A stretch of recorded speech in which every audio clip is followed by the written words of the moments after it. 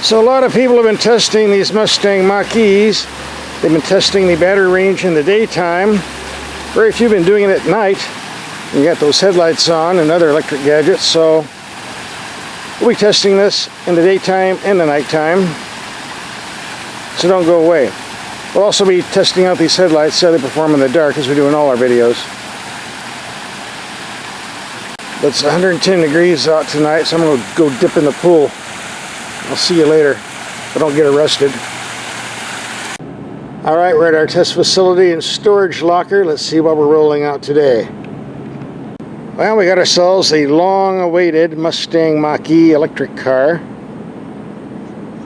Finally got to see one in person. Looks better than it does in the pictures. And here's the rear view. With the triple taillights and Mustang in them to convince you this is a Mustang. Whether it really should be called a Mustang or not is a matter of controversy on YouTube, and I'm not going to go there. If they want to call it a Mustang, that's fine with me. And they trucked it all the way from Michigan just for you and me. Before we get into testing this particular vehicle, I have a few comments about electric cars in general.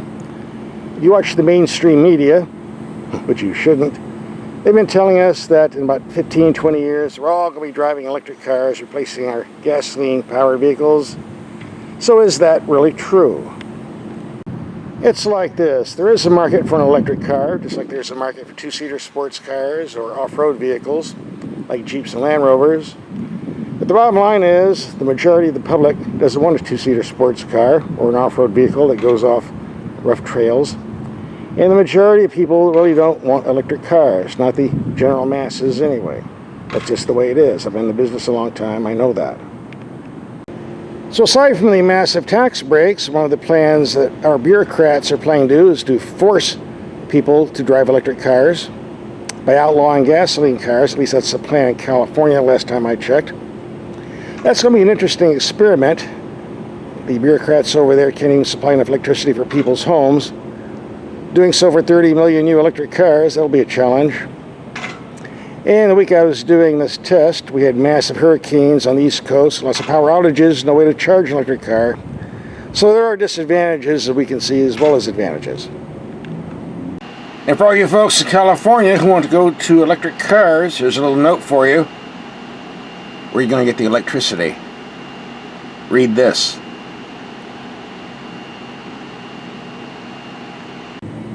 But in my professional opinion, it's going to be a long time before electric cars totally replace gasoline vehicles. I don't think it's going to be in our lifetime, but we will see.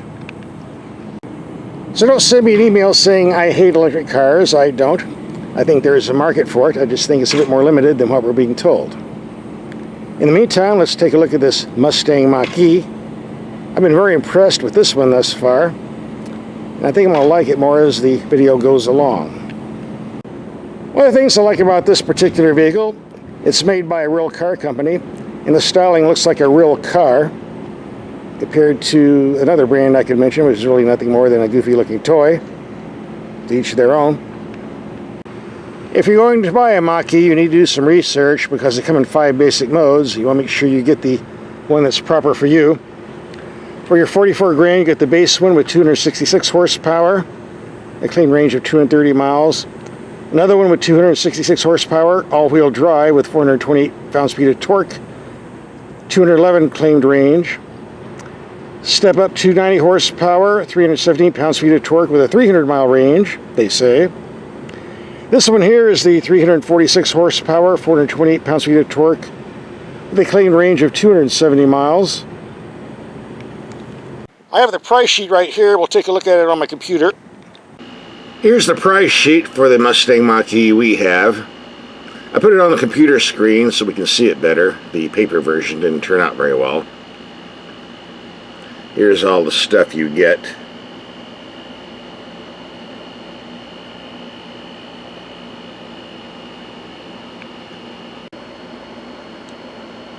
Here's the price sheet with the options we got. The total fee. Apparently it hasn't been rated for crash testing yet. I don't really worry about stuff like that, but if you do, here are the results. And EPA bureaucrats have to do something for their government paycheck, so here's what they tell you the fuel economy is. Interesting how they calculate this. No comment from me. They're bureaucrats. What do you expect? By the way, if you change your mind and want a gasoline-powered Mustang, we did test the all-new Ford Mustang Mach-1, not the Mach-E. We'll have a link for that video at the end of this video. Just go to the end, click and watch. Or if you're looking for economy with a gasoline engine, we had this Honda Accord Hybrid. Nice fuel economy miser. We'll have a link for that video at the end of this video as well. The Mach-E I would rather have is the GT version that's coming out soon. 480 horsepower in the battery system. A massive 634 pounds-feet of torque. That's almost as much as a Dodge Hellcat. And a claimed 0 to 60 time of 3.5 seconds. Yes, sirree. The range on that one's supposedly limited around 210 miles. We'll have to wait and see. And that runs around $61,000 to $65,000. If you're going to get one of these, you need a charger at home. I'm going to put up a chart that shows you the charging times. The top two are for the 240 volts, which you really need. The third one is for the conventional 120 volt socket. That takes a long time, as I found out the hard way. I charged this overnight 14 hours, only got 31 miles of driving. If you buy this electric Mustang, you're going to need a charging station at your home. The top two charge times we have on the chart are the 240 volt models. And the bottom is if you plug it in the standard 120 volt. As you can see, it's going to take a while for that one to charge. If you want to use public chargers, there's around 13,000 available for the Mustang. Some of them with quicker charge times than this. Do your research. Ford has a network of around 13,000 public chargers. I'm told they can do about 40 miles per hour. Haven't tried it yet. One of the first things we do when we get a vehicle is check and see if there's a spare tire. No, not with an electric car, not nowadays. Very little room. Here's the storage compartment we get in the front end. And this storage area we get in the rear. There's my tire repair kit, just in case. And where your charging cables are stored. Yes, the second row seats do fold down for more storage. This is an SUV after all. And the second thing we do is take the headlights out in the dark and see how they work. So we'll do that right now. It's dark enough. Let's check out these lights and see what they do. And another feature I've noticed in the dark when you approach the vehicle at night, the little Mustang emblem lights up on the pavement. And you're getting something for your money. Here we have the low beams, only 100 feet away, very bright. Yeah, extremely bright. Decent height. There's the high beam, very strong in the center. Here's what the screen looks like in the dark. Let's see what happens when we put it in reverse. A lot of red from the brake lights, which appear to be very bright, I would say. Here we have the brights on the fence line 80 yards away, the building behind it 130 yards away. Got the brights on, lights up pretty good, go to low beam. Looks pretty good to me. No complaints. Let's take a look at the cabin and see what we've got. In order to get in, this is electric. So what happens if the battery goes dead? How do you get in the vehicle? I haven't quite figured that out yet. If you know, leave a comment in the comment section. And the first thing I noticed when I got this vehicle, it has a glass roof. There is no shade. I don't know if all the Mach-E's are like this. It's 114 degrees outside today. I got out my temperature gun, and I registered at 148 degrees on the glass. In spite of that, the cabin temperature is reasonably cool, so the glass panel is doing a good job reflecting the heat and ultraviolet rays. Naturally, having white paint, which reflects heat off the bodywork, helps as well. If you watch my videos, you know I prefer vehicles with very simple mechanical switches and knobs. Simple to use, easy to fix. We don't get that here. We get this large info touchscreen.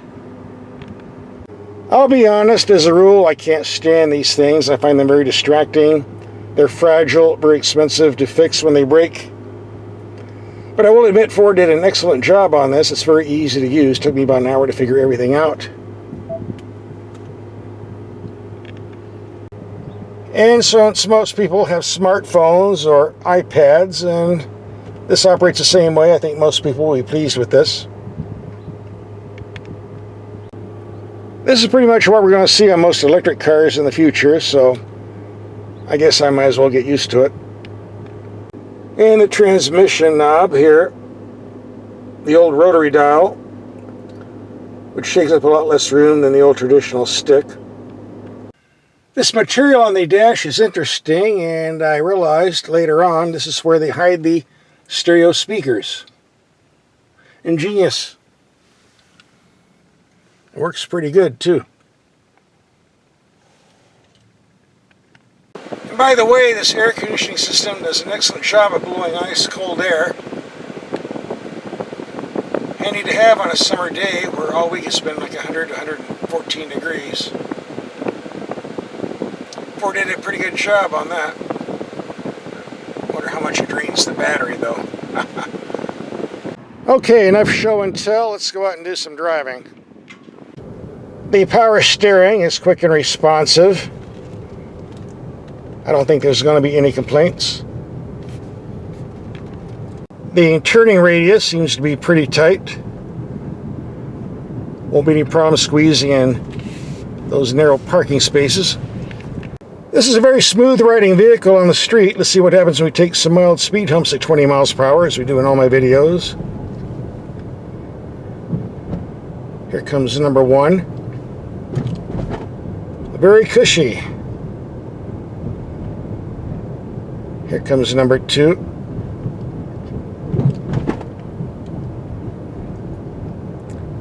And number three. And the nasty one coming up. And it fell up, but just barely. This is a very, very comfortable car to drive on rough streets. Okay, acceleration-wise, the slowest Mach-E, according to the specs I read, is 0 to 60 in around 6 seconds. The quickest, the Mustang GT, at 3.8 or 3.5, depending on the type of battery you get. This one here is claimed at 5.1 seconds. Remember one thing, electric cars, horsepower means nothing. It's torque output that really rules. Even with a low horsepower rating, the torque output on most of these electric cars is about that of a strong V8. So even if the acceleration is not that quick, you still get that bottom end power. You can feel it by the seat of your pants. This particular Mach-E is about as quick as the base gasoline Mustang with the 2.3 liter EcoBoost. Gets off the line in a hurry, very smooth and quiet.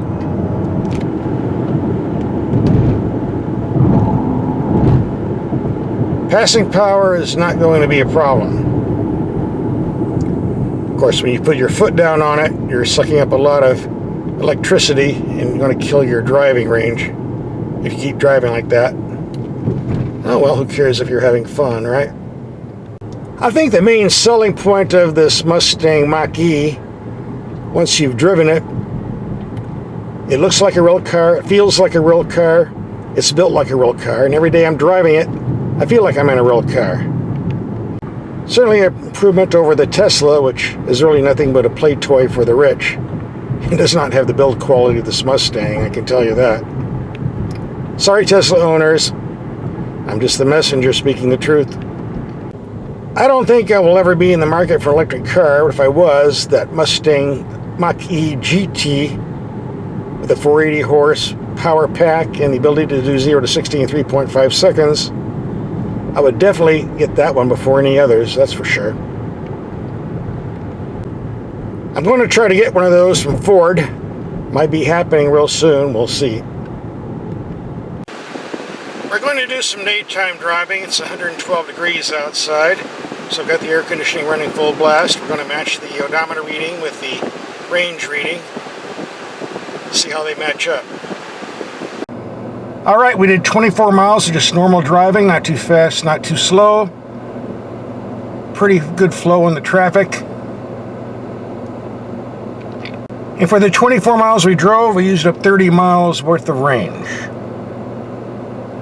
And again, I want to emphasize this is just normal driving. I'm not babying it to get a good figure. I'm not driving extra hard to get a bad figure. I'm just driving the way I normally do.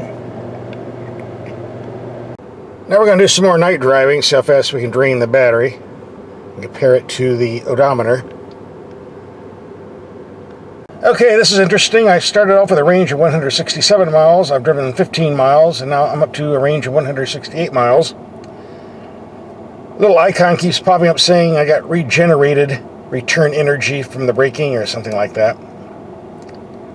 I don't know what that means, but it sounds good to me. Here you go, brake coach. 97% energy returned. That's what I was looking for. It was 100% a minute ago. Well, who knows? With this brake coach, I just might be able to drive all night for free. We'll see. Alright, our night drive is over. Let's pull over and crunch the numbers. Okay, I crunched the numbers. Last night I put 16 miles on the clock and burned up 32 miles of range. Tonight I put 46 miles on the clock and only burned up 3 miles of range, from 167 to 164. And the whole time the little icon brake coach was telling me that I was regenerating a lot of energy I'd used, and that was stop and go driving. I'm not sure how that system works. If you know, leave some comments on the comment section. I just drive these things. Either way, however, driving 46 miles and only using up 3 miles worth of electricity seems like a pretty good deal to me. This seems to work at night, but I haven't been able to get it to work in the daytime for some reason. If I spend more time with this car, I'll be able to figure that out, I guess. So what's my take on this Mustang Mach-E after a week of driving? Well, I've noticed a lot of people want to compare this to the Tesla electric car. I'm not sure why. The Tesla's not a bad product, but in my book it's not a real car. It's more of a play toy for the rich. And the build quality isn't that hot, and the reliability is questionable. On the other hand, this Mustang Mach-E is built by a real car company, which explains why it looks like a real car, is built like a real car, and drives like a real car. I think Ford is going to sell a lot of these. They definitely did a good job because they did their homework. What we're seeing here is more of a commuter, but I would definitely love to get in that Mustang GT with a powerful battery system that gives 0 to 60 in 3.5 seconds. Any electric car that can run with a Dodge Hellcat is certainly worth looking at, especially when it's near the same price. So here's some links to other videos and car tests we've done. Just click and watch.